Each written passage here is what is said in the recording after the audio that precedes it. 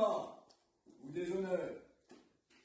Écoutez, mesdames et messieurs, moi, comte de Saint-Mégrin, à toi, Henri de Lorraine, duc de Guise, prenons à témoin tous ceux ici présents, que nous te défions, toi et tous les ancêtres de ta maison, soit l'épée seule, soit la dague au poignard, tant que le cœur battra au corps, tant que la lame tiendra à la poignée, renonçant d'avance à ta merci, comme tu dois renoncer à la mienne.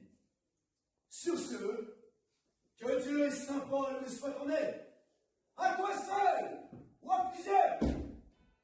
Alexandre Dumas, Henri III et sa cour. Bravo! Je commencerai mon propos sous le règne d'Henri II. Mais avant, voici une rapière, arme de duel par excellence, biface, à double tranchant, une garde du XVIe siècle, la garde en squelette, qui, quand vous aviez la chance de ne pas vous faire percer la main, permettait de casser la main adverse ou d'opérer un désarmement. Une rapière, espada ropera, l'épée assortie à la ropa, à l'uniforme, au costume, car en cette fin du XVIe siècle, la plupart du temps, forgée à Séville ou à Tolède, en Espagne, mais pour l'exécution d'une escrime italienne, d'une escrime à deux armes, avec des parades doubles, des parades latérales, et on volte, et on saisit l'épée de l'adversaire, on s'y coupe les doigts, comme cela arrivera à M. de Bussière-Habitin au XVIIe siècle. La garde est très fléchie, l'épée est encore lourde, on est en pronation, la paume vers le sol, on a la dague ici pour parer les coups d'adversaire. Quand on n'a pas de dague, on enroule sa cape autour du bras pour parer les coups, on flanque sa cape dans le visage adverse pour l'étourdir, et quand on n'a pas de dague, eh ben, on met sa main au niveau de l'épaule armée pour essayer de parer ses coups, au risque de s'y couper les doigts. Mais revenons au début de cette escrime italienne qui sera d'ailleurs géométrisée dans des traités espagnols au XVIe siècle. Les Espagnols vont tout géométriser, on est encore sous l'influence de la Renaissance, on mesure tout. On mesure le ciel, Léonard de Vinci mesure l'homme, on mesure les gardes, l'angle de telle garde, de telle parade, toute attaque à sa parade, toute parade à sa riposte. Mais revenons au début. Le 10 juillet 1547, à Saint-Germain-en-Laye, Henri II et sa cour assistent au duel entre François de Livonne, seigneur de la Châtaigneraie, qui est favori du roi, avec le baron de Jarnac, pour une raison d'une futilité déconcertante.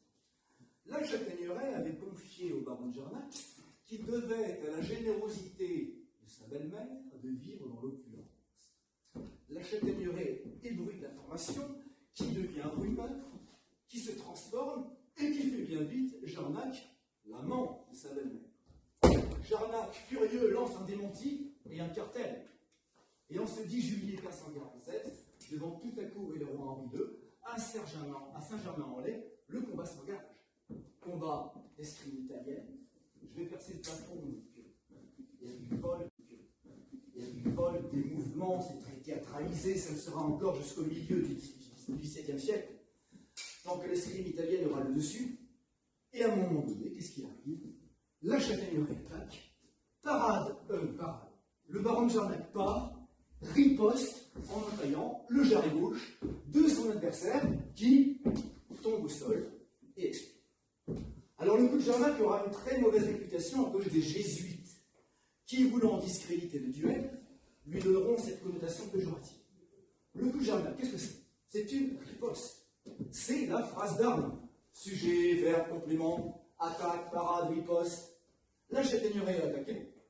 Jarnac a fait une parade et a riposté. En ligne basse, comme c'est encore le cas pour l'épée moderne actuellement. Vous savez qu'en escrime moderne, le fleuret, c'est le buste, la barrette du masque, le sabre, arme de cavalerie, tout ce qui est au-dessus de la ceinture, et l'épée, encore actuellement, la surface valable qui permet d'avoir un point, c'est tout le corps.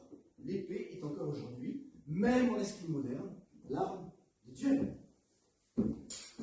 Quelques années plus tard, 1559, Henri II joue en tournoi avec le comte de Montgomery. Que se passe-t-il? La lance du comte de Montgomery perce l'œil du roi et une partie du crâne. Henri II s'effondre, expire en quelques heures. Le règne